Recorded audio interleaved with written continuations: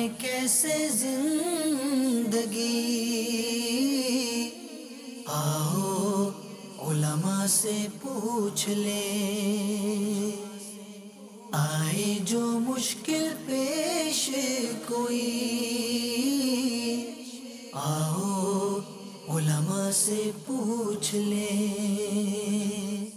الحمدللہ رب العالمین والصلاة والسلام علی سید المرسلین، اما بعد فاعوذ باللہ من الشیطان الرجیم، بسم اللہ الرحمن الرحیم، الصلاة والسلام علیک یا رسول اللہ وعلی آلک واصحابک یا حبیب اللہ، الصلاة والسلام علیک یا نبی اللہ وعلی آلک واصحابک یا نور اللہ۔ میٹھے میٹھے اسلامی بھائیوں اور مدنی چینل کے ناظرین، سلسلہ دارالافتاء اہل سنت میں ایک بار پھر آپ کو مرحبا کہتے ہیں۔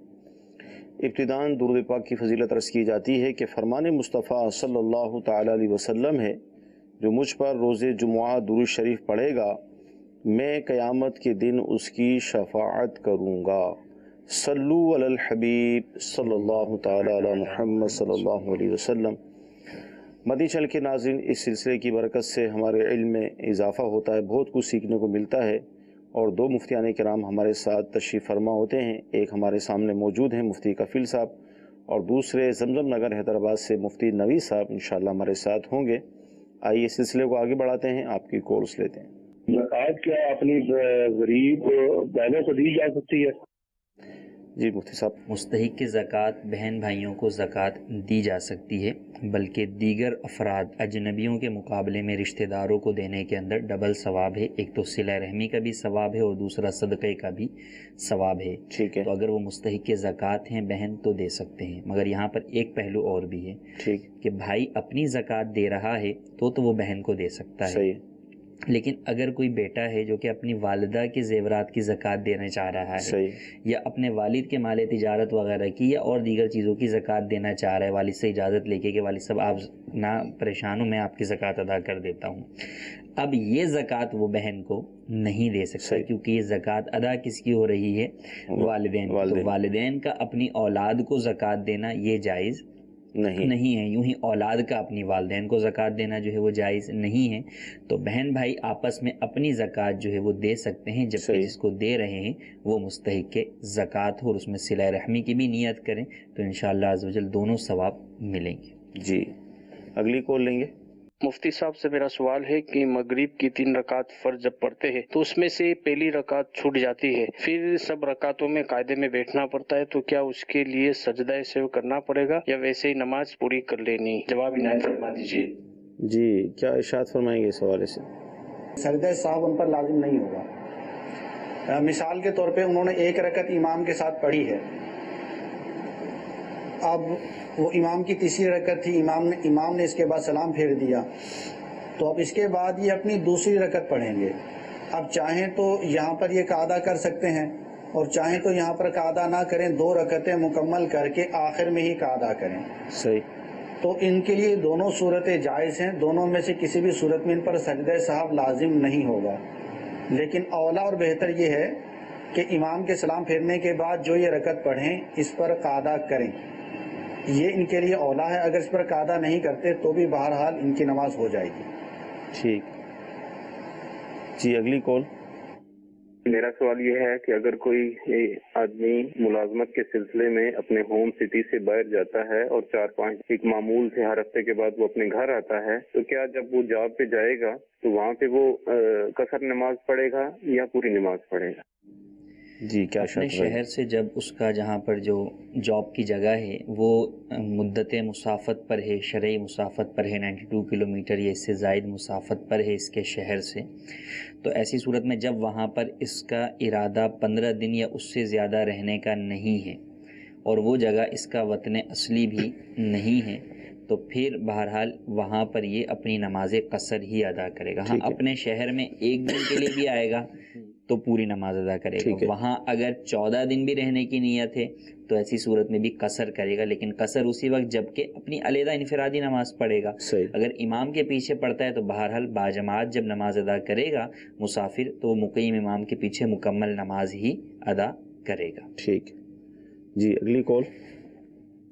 ایئرپورٹ پہ کام کرتا ہوں، سرکاری نوکر ہوں، لیکن میرا اس سے پہلے بیڈ شیٹ وغیرہ کا کام تھا کپڑے کا، تو میں کیا مطلب آن ڈیوٹی یہ اپنا بیڈ شیٹ کا کام کر سکتا ہوں؟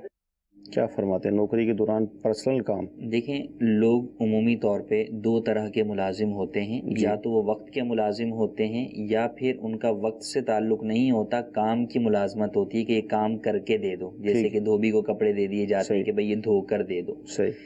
تو یہ اجیر مشترک کہلاتا ہے. اور جو کام کے ملازم ہوتے ہیں کہ بھئی 8 سے 5 تک آپ نے جو ہے وہ ڈیوٹی دینی ہے آفس کے اندر، جو ہے وہ آ کے کام کرنا ہے، یہ ٹائم باؤنڈ جو ہے وہ ان کی جاب ہوتی ہے، یہ اجیر خاص کہلاتے ہیں. اجیر خاص اس ٹائم کے اندر اپنا کام ذاتی نہیں کر سکتا، بلکہ کیونکہ اس نے وہ وقت اپنا بیچ دیا ہوتا ہے سامنے والے کو.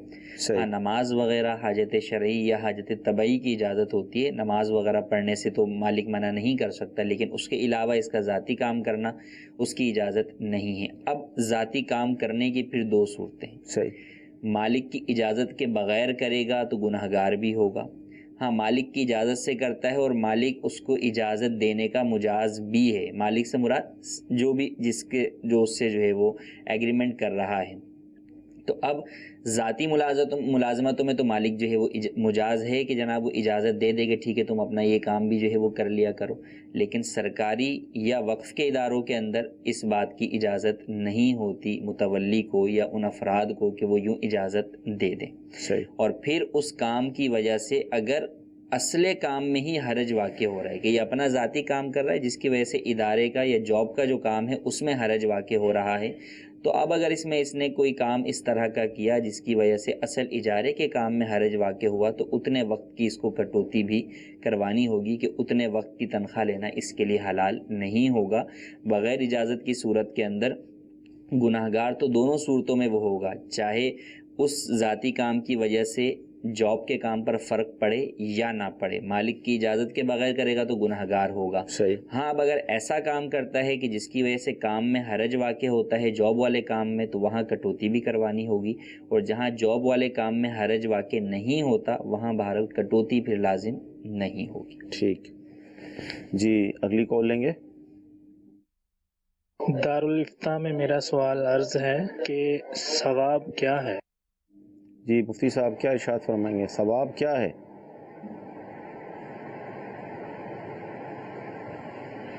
بسم اللہ الرحمن الرحیم. ثواب جو ہے، ثواب اس چیز کو کہتے ہیں کہ جس کے سبب سے آدمی اللہ تبارک و تعالیٰ کی رحمت اور مغفرت کا مستحق ہوتا ہے.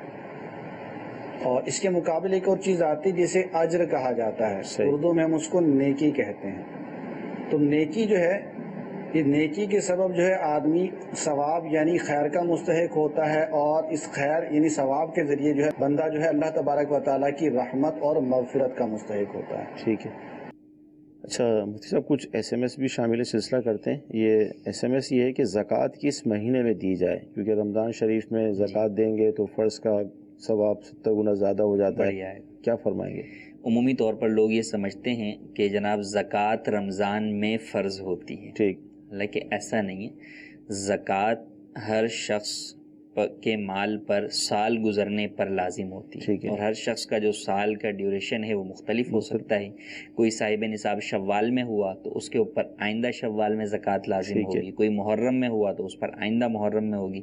کوئی رمضان میں ہوا تو آئندہ رمضان میں اس پر زکوٰۃ لازم ہوگی. اور جس ماہ میں زکوٰۃ واجب ہوئی اور جس دن میں واجب ہوئی بلا وجہ اس سے تاخیر کرنا یہ ناجائز ہے، گناہ گار ہوگا. جتنی تاخیر کرتا رہے گا گناہ گار ہوگا. تو اب مثال کے طور پہ کسی کی رجب المرجب میں زکوٰۃ جو ہے وہ لازم ہو رہی ہے، اور اب وہ اس ثواب کی زیادہ لالچ کے اندر کہ رمضان میں زیادہ ثواب ملے گا، میں رمضان میں ادائیگی کرتا ہوں، وہ روک کے رکھتا ہے کہ بھئی نکال کے تو رکھ لیے لیکن میں ادا اس وقت کروں گا رمضان کے اندر. تو اس کا ایسا کرنا جائز نہیں ہے کہ نکالنے سے زکوٰۃ ادا نہیں ہوئی، زکوٰۃ آگے دینے سے ادا ہوگی. جب آپ مستحق زکوٰۃ کو دیں گے اس کی ملکیت میں پہنچے گی. تو لہٰذا رمضان کے لیے زکوٰۃ کو روک کر نہ رکھیں. اگر آپ کا سال پہلے پورا ہوتا ہے تو آپ پہلے ہی زکوٰۃ ادا کیجیے. ہاں، ایڈوانس میں کوئی زکوٰۃ دینا چاہتا ہے، مثلا رجب کے اندر زکوٰۃ اس کی ہوئی، اس نے ادا کر دی. اب یہ جو رمضان آیا، اب اس رمضان میں اس پر زکوٰۃ تو لازم نہیں، زکوٰۃ لازم ہوگی اگلے رجب کے اندر. اب وہ یہ چاہتا ہے کہ اگلے رجب میں لازم ہونے والی زکوٰۃ میں ایڈوانس میں ہی جو ہے وہ ابھی ادا کر دوں، صحیح، تاکہ مجھے زیادہ جو ہے وہ ثواب مل جائے، کہ رمضان کے اندر جو ہے وہ فضیلتیں بڑھ جاتی ہیں، ثواب بڑھ جاتا ہے۔ تو وہ یہ کر سکتا ہے کہ ایک اندازہ لگا کر کے آئندہ رجب تک میرے پاس کتنا مال ہوگا اس اعتبار سے رمضان میں زکوٰۃ ادا کر دے۔ ہاں لیکن جب رجب آئے گا تو اس کو اپنا حساب کرنا ہوگا کہ مجھ پر زکوٰۃ کتنی بنتی ہے۔ اگر جتنی ادا کر دی اس نے ایڈوانس میں اتنی ہی بنتی تھی تو ٹھیک ہے، اگر کم بنتی تھی اور اس نے زیادہ ادا کر دی تو جو زیادہ ادا کی ہے اسے چاہے تو نفلی صدقے میں شمار کر لے، چاہے تو اسے آئندہ سال کی زکوٰۃ میں شمار کر لے۔ اور اگر جو ہے وہ بنتی زکوٰۃ زیادہ تھی، اس نے کم ادا کی ہے، تو جو باقی ڈفرنس بچا ہے وہ بہرحال اس کو پھر رجب کے اندر ہی ادا کرنا لازم ہوگا۔ ماشاءاللہ بہت پیارا جواب اس حوالے سے ہمیں ملا۔ جی اگلی کال۔ میں ٹہرکی سے بات کر رہا ہوں، غلام نبی غوری۔ میرا سوال یہ تھا کہ میں نے جانور پالا عقیقے کے لیے، مگر وہ جانور جو ہے بچوں کو مارنے لگ گیا، میں نے وہ بیچ دیا۔ اب آیا کہ جس رقم میں نے وہ بیچا ہے اتنی رقم کا میں جانور خریدوں یا اس سے کم و بیش میں خرید سکتا ہوں؟ جی مفتی نوید صاحب کیا ارشاد فرمائیں گے؟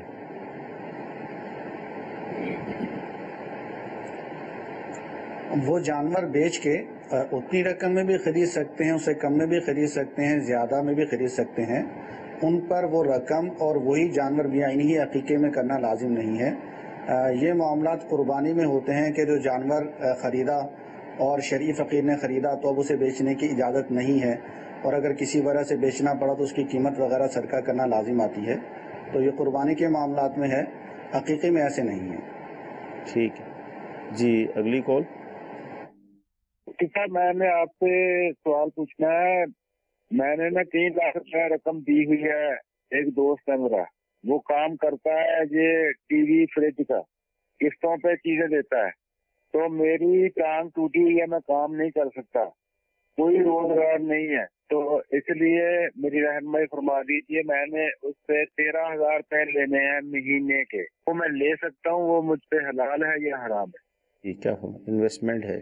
انویسٹمنٹ کرتے ہیں لوگ، اور اس میں عمومی طور پر ہمارے ہاں خاص طور پہ جب اس طرح کا معذور کوئی شخص ہو یا وہ کام نہیں کر سکتا، بیوہ عورت ہے، تو وہ کسی فرد کو جو ہے وہ یہ پیسے دے دیتے ہیں کہ بھئی یہ اپنے کام میں لگائیں اور مجھے کچھ نہ کچھ آپ دیتے رہیں۔ بعض جگہ فکس کر لیا جاتا ہے، جیسے انہوں نے سوال میں بیان کیا کہ بھئی 13,000 روپے۔ بعض جگہ یہ ہوتا ہے کہ بھئی کچھ نہ کچھ دے دیں گے، فکس نہیں کرتے، کیونکہ فکس تو سود ہوتا ہے، حرام ہوتا ہے، ہم بغیر فکس کیے تمہیں جو ہے وہ دیں گے۔ فکس ہو یا ان فکس ہو، جب شرط یہ ہے کہ جو اصل اماؤنٹ دیا گیا ہے وہ پورا ہی واپس کرنا لازم ہوگا، تو اس کا مطلب یہ ہے کہ وہ انویسٹمنٹ جو ہے وہ بطور قرض ہے، بطور پارٹنرشپ نہیں ہے۔ تو جب بطور قرض ہے تو قرض کے اوپر جو بھی نفع مشروط کیا جائے گا، چاہے وہ فکس ہو یا ان فکس ہو، چاہے اتنا ہی ہو کہ بھائی اس کے اوپر نفع دیا جائے گا، کتنا دیا جائے گا یہ طے نہ ہو، جب بھی چونکہ نفع ہے اور قرض پر مشروط ہے، کنڈیشنل ہے، تو کلو قرض جر منفیۃ فہو ربا، کہ ہر وہ قرض جو نفع کھینچ کر لائے وہ سود ہے کے تحت داخل ہوگا اور یہ سود شمار ہوگا اور یہ حرام ہے، تو ایسا کرنا ہرگز جائز نہیں ہے۔ باقاعدہ جو ہے وہ پارٹنرشپ کی جائے، ٹھیک ہے، اور پارٹنرشپ کی بنیاد اسی پر یہ ہوتی ہے کہ نفع نقصان دونوں کی بنیاد پر پارٹنرشپ کی جاتی ہے، کہ نفع پرسنٹیج کے اعتبار سے آپ دونوں افراد آپس میں طے کر لیتے ہیں، اور بہرحال نقصان جو ہے وہ ہر ایک جو ہے وہ اپنے کیپٹل کے اعتبار سے برداشت کرتا ہے۔ تو ایک یہ پارٹنرشپ کی یوں صورت ہوتی ہے۔ دوسری مداربت کی پارٹنرشپ کی ہے، ایک قسم مداربت کہلاتی ہے کہ سامنے والے کا پیسہ نہیں ہوتا، پیسہ ٹوٹل آپ کا ہی ہوتا ہے اور آپ سامنے والے کو پیسہ دے کر کام کرنے کے لیے دیتے ہیں۔ تو ان دونوں صورتوں میں سے کوئی ایک صورت اختیار کی جائے۔ اب یہاں پر جو ہے وہ ایک پہلو یہ بعض لوگوں کو آتا ہے کہ فی زمانہ جو ہے وہ اس طرح کے لوگوں کا ملنا کہ وہ مکمل صحیح حساب کر کے صحیح کام کر کے جو ہے وہ کریں، آخر میں لا کے کہہ دیں گے جناب نقصان ہو گیا تو اب جو ہے وہ ہم کیا کریں۔ تو دیکھیں یہ پہلو تو اس کے اندر بھی موجود ہے کہ جس کو آپ نے قرض کے طور پر دیا ہے وہ بھی اگر آخر میں آ کے کہہ دے کہ بھائی جو ہے وہ میں آپ کو پیسے نہیں دے سکتا، میرا نقصان ہو گیا، میرے ساتھ جو ہے وہ رحم کریں، تو وہاں بھی جو ہے بہرحال آپ مجبوری ہو جاتے ہیں، آپ جو ہے وہ کیا کرتے ہیں۔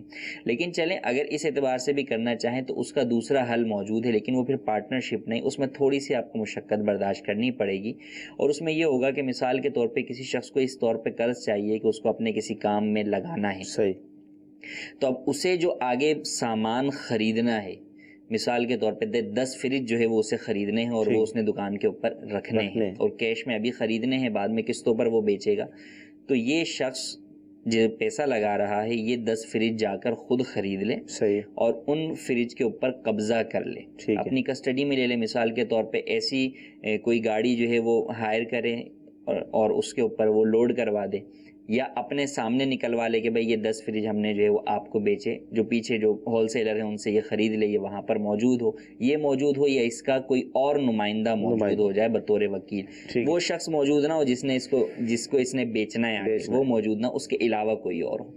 اور پھر یہ جب قبضہ ہو جائے، اب اس کے بعد مثلا 10 فریج اگر جو ہے وہ 10 لاکھ کے ہیں تو وہ اگر اس کے اوپر پروفٹ رکھنا چاہتا ہے تو وہ اسے یہ کہہ دے کہ بھئی 1 سال کی قسطوں کے اوپر میں تمہیں یہ فریج جو ہے وہ 12 لاکھ روپے کے جو ہے وہ بیچتا ہوں کہ تم جو ہے وہ 1 لاکھ روپے مجھے پر منتھ جو ہے وہ واپس کرو گے. قسطوں کا یہ شیڈول ہوگا اور قسط لیٹ ہونے پہ کوئی جرمانہ وغیرہ لازم نہ ہو، اس طرح کی کوئی شرط نہ ہو.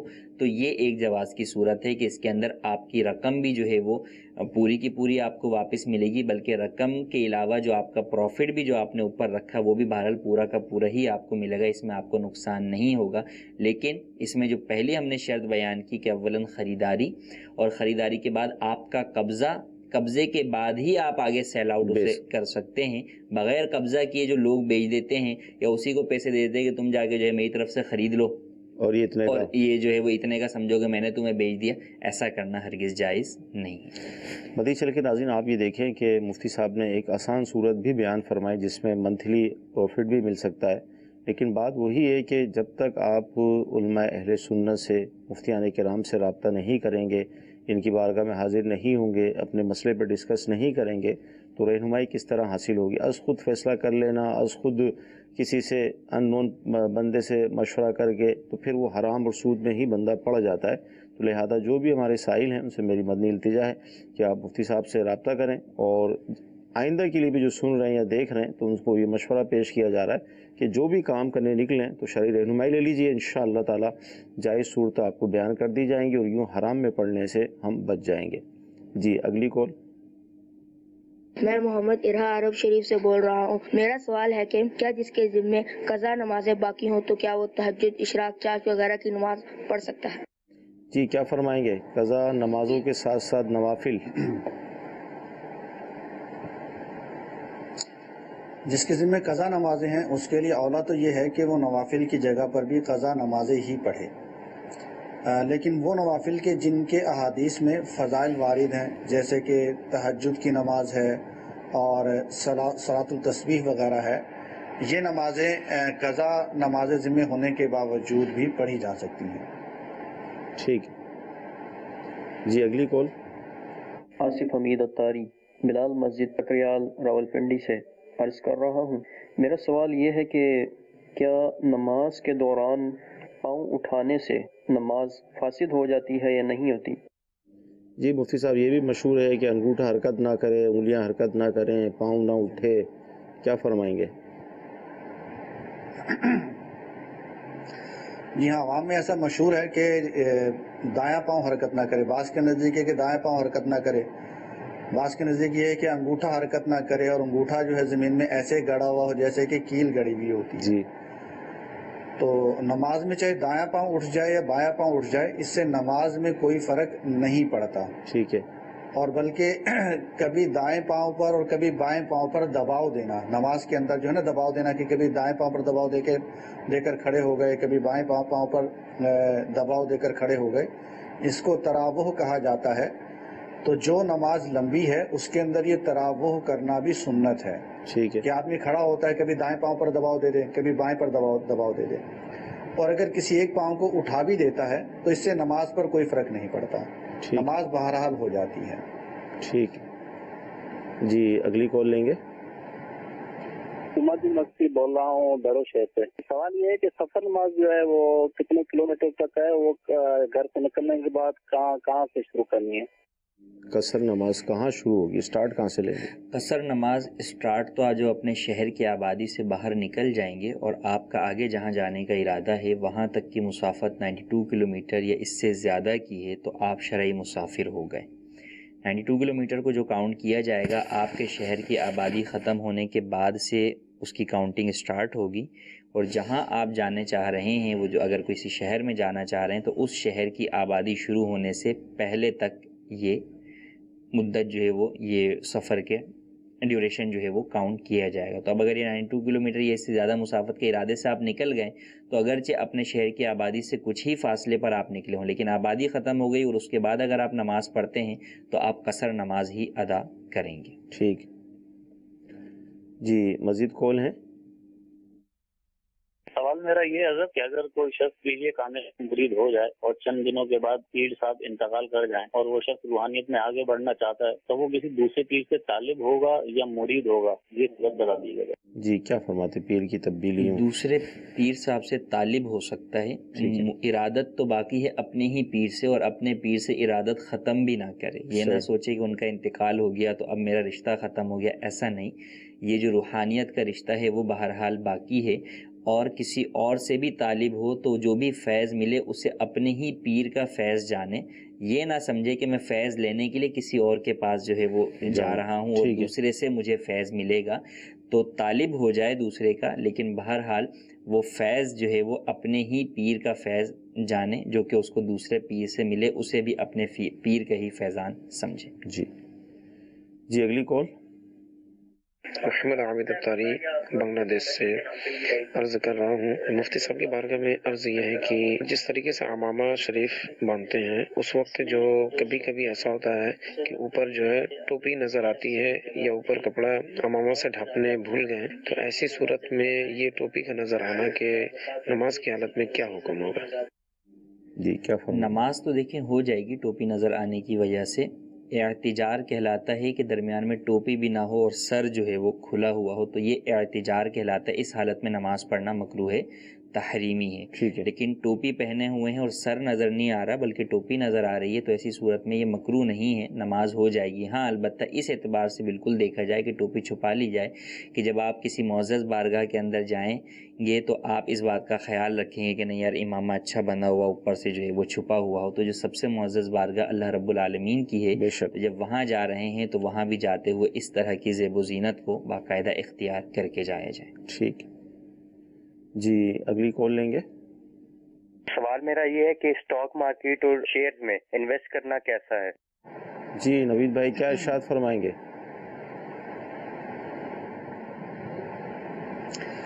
اسٹاک مارکیٹ میں جو شیئرز کی خریداری ہوتی ہے تو آج کل ان کی بغیر عقود فاسدہ کے خریداری ممکن نہیں ہے۔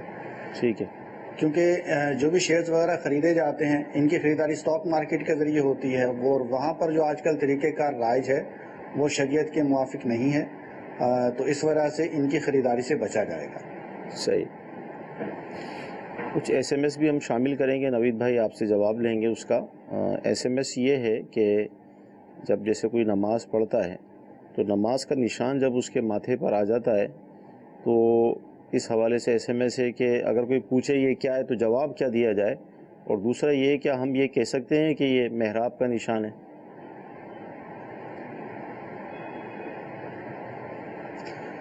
ہاں جی بالکل، اس کو محراب کا نشان کہہ سکتے ہیں، اور اس کو عوام کی زبان میں بھی محراب ہی کہا جاتا ہے کہ کثرت سجود کی بنا پر جو پیشانی پر نشان پڑ جاتا ہے تو اسے عوام کی زبان میں محراب کہتے ہیں۔ محراب کہنے میں بھی حرج نہیں ہے۔ ٹھیک ہے، البتہ یہ ہے کہ کوئی قصدن جان بوجھ کر دکھاوے کے لیے بناتا ہے کہ اپنی پیشانی کو زمین پر رگڑتا ہے کہ تاکہ میرے ماتھے پر محراب بنے اور لوگوں کو پتہ چلے کہ میں عبادت گزار ہوں، کثرت سے نماز پڑھنے والا ہوں، تو یہ ریاکاری میں آئے گا اور انتہا درجے کا مضمون ہے۔ ٹھیک۔ اچھا اسی طرح ایس ایم ایس یہ ہے کہ 6 تولہ سونا ہے ہمارے پاس اور کچھ نیا سامان بھی ہے، ہو سکتا ہے خریدا ہو، تو اب زکوٰۃ کتنی ہوگی ہم پر؟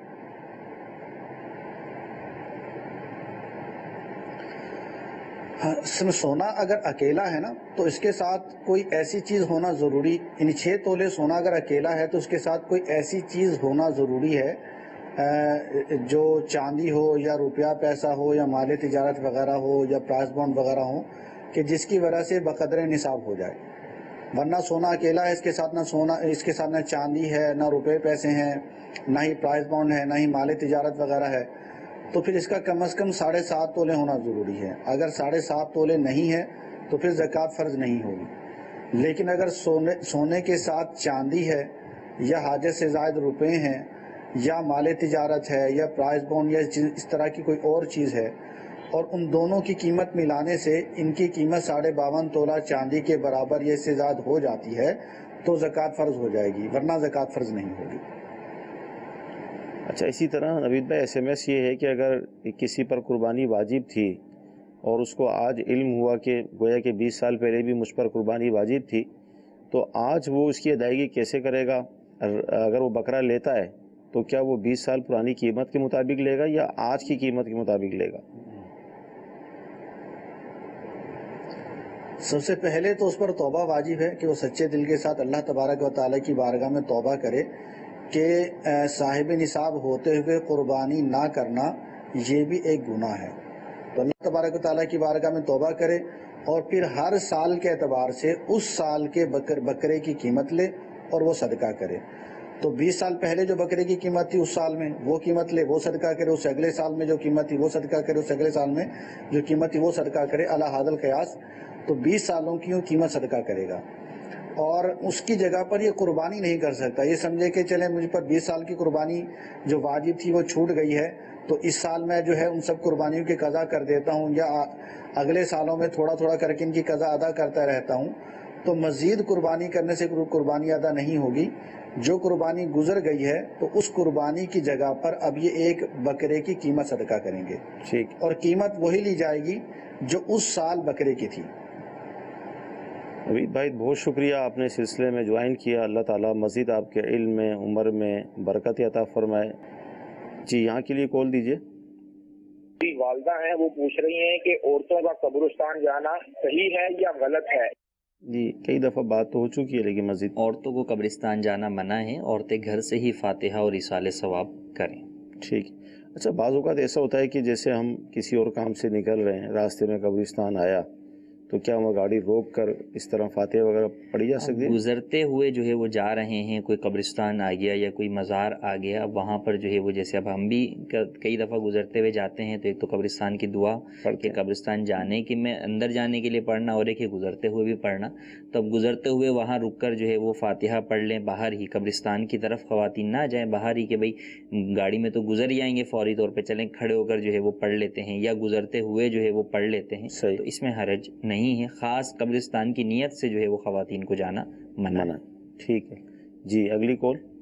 میرا سوال یہ ہے کہ عام طور پر دیکھا جاتا ہے کہ مساجد کی جو چیز ہوتی ہے، مساجد کی اشیاء جیسے کہ مثلاً کہ صاف وغیرہ ہوگی، پانی وغیرہ ہوگی، لوگ لے کر جاتے ہیں، اس کے بارے میں کوئی حکم، شرعی حکم وغیرہ ہے؟ مساجد کی جو اشیاء ہوتی ہیں جو قابل استعمال نہیں ہوتی یا ہوتی ہیں، دونوں کا اگر دیکھیں مسجد کا سامان آپ کرائے پر بھی نہیں لے سکتے۔ کئی لوگ یہ کہتے ہوئے نظر آتے ہیں کہ جناب یہ مسجد میں سیڑھی رکھی ہوئی ہے، فارغ رکھی ہوئی، جس کو کرائے پر ہی جو ہے وہ دے دیں، یا یہ چیز جو ہے وہ فارغ ہے، اسٹول فارغ پڑا ہوا ہے، کرائے پر ہی دے دیں، مسجد کی آمدنی ہوگی، تو ایسا کرنا جائز نہیں ہے۔ مسجد میں جو چیز مسجد کے لیے آئی ہے تو اسے مسجد کے لیے ہی رکھیں گے۔ اب لوگ یہ کہتے ہیں کہ جناب آپ کا جا کیا رہا ہے، تو اپنے گھر سے متعلق سوچئے کہ آپ کے گھر میں جتنا سارا سامان ہے وہ سارا سامان کرائے پہ تو چل ہی سکتا ہے، لیکن اس کے باوجود کہ آپ کرائے پہ چلاتے ہیں؟ صحیح نہیں چلاتے۔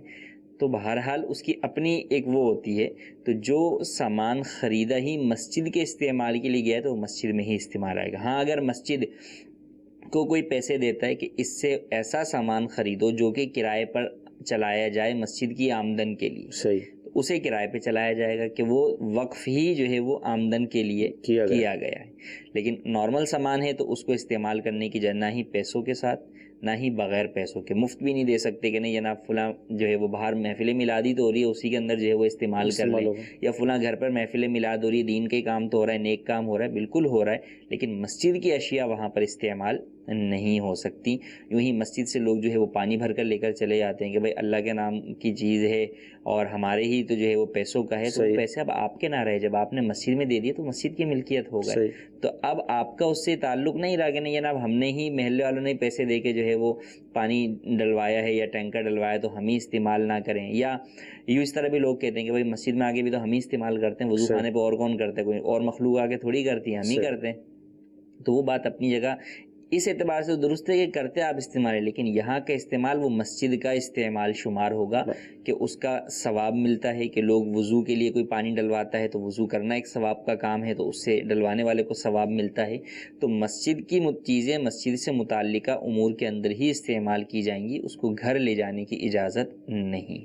اچھا، اب جیسے آپ نے ارشاد فرمایا کہ کرائے پر نہیں دے سکتے، تو مسجد کی باؤنڈری کے اندر بعض اوقات جگہ خالی ہوتی ہے تو مکان بنا کر کرائے پر دینا، جی اسی طرح مسجد کی دکانیں بھی ہم کرائے پہ دیتے ہیں، تو اب کیا ہوگا؟ جو جگہ میں نے کہا نا جیسے وہ چیز ہی کرائے کے لیے ہے، ٹھیک ہے، اب ایک مسجد جو ہے وہ بڑی ایک جو ہے وہ جگہ خریدی گئی، باؤنڈری یعنی مسجد کے لیے جگہ خریدی گئی، اور پتہ ہے کہ مسجد کے اندر ایک حصے میں عین مسجد بنتا ہے، ایک حصے میں فنائے مسجد بنتا ہے، ایک حصے کے اندر امام کا جو ہے حجرہ بنتا ہے، اچھا، اور بعض ایسی اگر لوکیشن پر مسجد ہو تو اس میں دکانیں بھی بنتی ہیں، تو ابتداءً ہی جو طے کر لیا گیا کہ بھئی یہاں پر یہ ہوگا، یہاں پر یہ ہوگا، یہاں پر یہ ہوگا، تو اب دکانیں بنا دی گئیں تو وہ کرائے پر جو ہے وہ دی جا سکتی ہیں، گھر بنائے گئے کرائے پر دینے کے لیے، اور وہاں کا عرف بھی ہے، یا چندہ لیتے وقت اس زمین کو خریدتے وقت اس کے لیے جو چندہ کیا گیا اس میں اس بات کا اظہار کیا گیا، تو اس اعتبار سے تو ٹھیک ہے۔ لیکن کہ مسجد جو ہے وہ فنائے مسجد کر دیا کسی جگہ کو، اب بعد میں یہ کہ بھئی یہ تو اتنے عرصے سے خالی پڑی ہوئی ہے، نمازی تو 2 صف کے ہی ہوتے ہیں، تو لہٰذا چلیں باہر والے حصے کو جو ہے وہ کرائے پہ جو ہے وہ چڑھا دیتے ہیں، یا وہاں پر جو ہے وہ اب دکانیں بنا دیتے ہیں، حالانکہ وہ جگہ فنائے مسجد ہو چکی ہے، تو ایسا کرنا ہرگز جائز نہیں ہے۔ ہاں اگر خالی یہ مسجد ہے کہ مسجد بنا کے بعض حصے کے اوپر تو نیتیں ہو گئیں اور بعض حصے پر کوئی بھی نیت نہیں ہوئی، وہ بہرحال خالی کی خالی ہی جو ہے وہ پڑی ہوئی ہے، اور جو اس جگہ کی خریداری کے لیے چندہ کیا گیا اس میں اتنی وسعت ہے کہ وہاں پر عرف اور اس چندے کے اعتبار سے دکان یا مکان وغیرہ بنانے کی شرعاً اجازت بنتی ہے تو بنا سکتے ہیں، لیکن اس کے لیے بھی بہرحال وہی بات آپ کی کہ دارالفتہ اہل سنت سے آپ رجوع کریں، پہلے اس کا نقشہ دکھا کے چندہ جن لوگوں نے کیا، بس اوقات یہ کام کر رہے ہوتے ہیں، بعد میں کافی نسلوں بعد آنے والے لوگ کر رہے ہوتے ہیں، تو جنہوں نے چندہ کیا وہ افراد نہیں، تو کچھ لوگوں کو بہرحال معلومات ہوتی ہیں، کچھ بوڑھے بزرگ ہوتے ہیں، انہیں پتہ ہوتا ہے کہ یہ جگہ کس نام پر لی گئی تھی، کیا جو ہے وہ تھا سلسلہ، تو یہ تمام معلومات لے کر دارالفتہ اہل سنت میں رجوع کریں، یا کسی بھی سنی مفتی صاحب سے رابطہ کریں اور شرعی رہنمائی لے کر، کیونکہ آپ کام نیکی کا کرنے جا رہے ہیں، آپ کی اپنی جیب میں تو پیسہ آ نہیں رہا، مسجد کی جیب میں پیسہ جا رہا ہے، یہ مسجد کا ہی پیسہ جا رہا ہے اور آپ ثواب کے لیے کر رہے ہیں، تو پھر ثواب والا ہی کام کریں نا۔ پتہ لگا آپ کر تو ثواب کا کام رہے، شیطان نے آپ کو دھوکے میں جو ہے وہ ڈالا ہوا کہ ثواب کا کام ہے، الٹا ہو رہا گناہ ہے آپ کو، تو خود گناہ گار جو ہے وہ کیوں جو ہے وہ آپ ہوں، تو جب مقصد ہی نیکی کا حصول ہے، ثواب کا حصول ہے، تو پھر شریعت مطہرہ کے بتائے ہوئے طریقے پر عمل کریں۔ ماشاءاللہ بہت پیاری گفتگو ہوئی اور بہت کچھ سیکھنے کو ملا، سلسلے کا وقت ختم ہو رہا ہے، اللہ تعالیٰ کی بارگاہ میں دعا کرتے ہیں کہ اللہ تعالیٰ آج کا ہمارا سلسلہ اپنی بارگاہ میں قبول فرمائے، جو ہم نے سنا ہے، جو سیکھا ہے، اس پر عمل کرنے کی توفیق عطا فرمائے، آمین۔ صلو علی الحبیب صلی اللہ تعالی علی محمد۔ گزارے کیسے زندگی، آؤ علماء سے پوچھ لیں، آئے جو مشکل پیش کوئی، آؤ علماء سے پوچھ لیں۔